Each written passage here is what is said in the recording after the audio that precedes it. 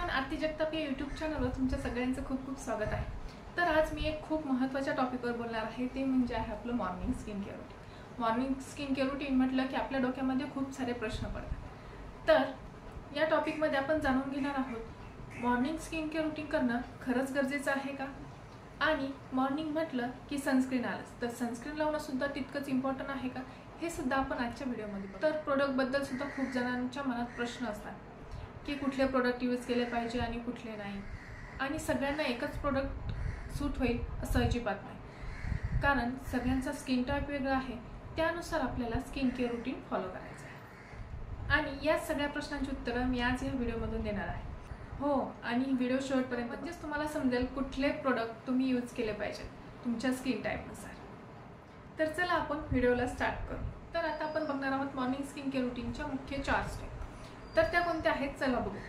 First आहे cleansing म्हणजेच face wash, second आहे व्हिटॅमिन सी सिरम, थर्ड आहे सनस्क्रीन आणि फोर्थ आहे मॉइश्चरायझर। तर फर्स्ट स्टेप आपण बघणार आहोत ती म्हणजे आहे क्लिन्झिंग।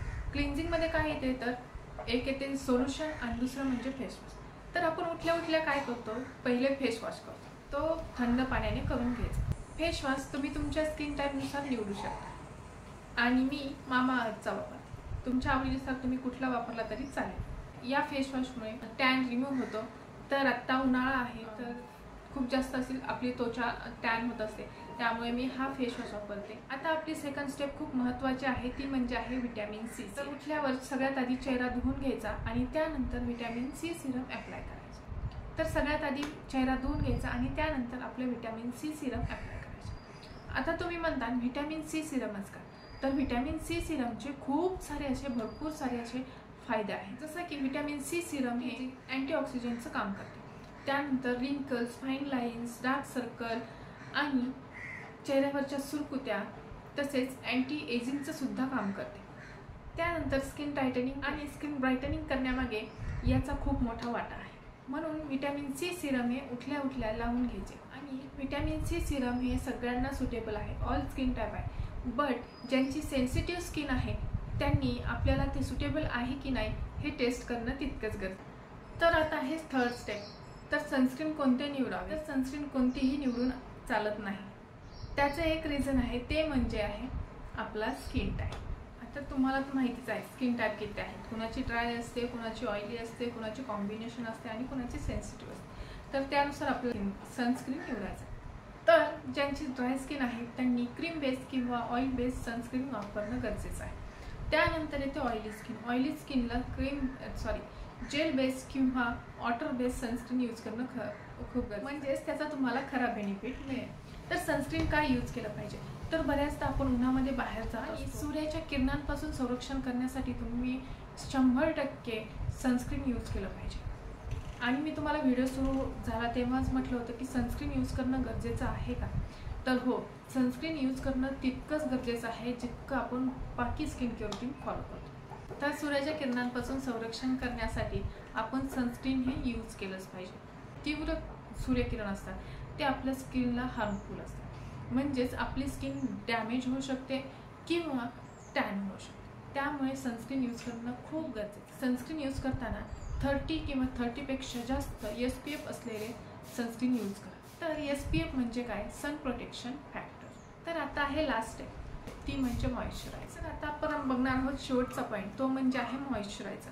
तर मॉइश्चरायझर काय करते, स्किन मधला ड्रायनेस किंवा ऑइलनेस कमी करण्याचं काम करते, म्हणजेच काय तर स्किनला हायड्रेट ठेवण्याचं काम करते। आणि याचे 5 प्रकार आहेत, ते मी तुम्हाला इथे स्क्रीनवर लावते। तर आपण त्यातला फर्स्ट टाईप बघणार आहोत, तो म्हणजे इम्युलेट्स। तर यामध्ये येतात शिया बटर, आल्मंड ऑइल आणि जोजोबा, की आपल्या स्किनला रफ टेक्स्चर पासून स्मूथ टेक्स्चर मध्ये बदल करतात। तर हे कोणी वापरावे, ज्यांची नॉर्मल, ड्राय आणि कॉम्बिनेशन स्किन असेल त्यांनी हे वापरलं तरी चालेल। तर इम्युलेट्स हे मॉइश्चरायझर आपल्या स्किनवर टेक्स्चर रिमूव्ह करून आणि मऊ अशी त्वचा करतात। त्यातला सेकंड टाईप आहे ह्युमॅकान्स। तर यामध्ये ग्लिसरीन, हायलोरॉनिक ॲसिड, सॉर्बिटल्स यांसारखे इंग्रेडियंट्स असून ते आपल्या स्किन मधल्या वॉटर मॉलिक्यूलला अट्रॅक्ट करतात, म्हणून आपली तर हे कोणी वापरावे, ज्यांची ऑइली स्किन आहे त्यांनी या प्रकारचे मॉइश्चरायझर यूज करायचे। तर थर्ड स्टेप आहे ऑकल्झिव. यामध्ये पेट्रोलियम, मिनरल ऑइल यांसारखे इन्ग्रेडियंट्स असून तर हे कोणी वापरावे? ज्यांची ड्राय स्किन आहे, एजिंग स्किन आहे आणि ज्यांची डॅमेज स्किन आहे, त्यांनी या प्रकारचे इन्ग्रेडियंट्स असणारे मॉइश्चरायझर यूज करा. त्यानंतर येते जेल बेस आणि वॉटर बेस मॉइश्चरायझर. हे लाईट वेट असतात आणि आपल्या स्किनमध्ये लगेच ॲब्झॉर्ब होतात, त्यामुळे आपली स्किन लगेच हायड्रेट होते. आणि हे कोणी वापरावे? तर हे ऑइली स्किन, कॉम्बिनेशन स्किन आणि ज्यांच्या स्किनवर पिंपल्स आहेत त्यांनी सुद्धा हे वापरले तरी चालेल. तर लास्ट आहे क्रीम बेस मॉइश्चरायझर. तर हे नॉर्मली डेली यूजमध्ये यूज केलं जाते, कारण हे नॅचरली हायड्रेट पण ठेवते आणि मॉइश्चर पण देते.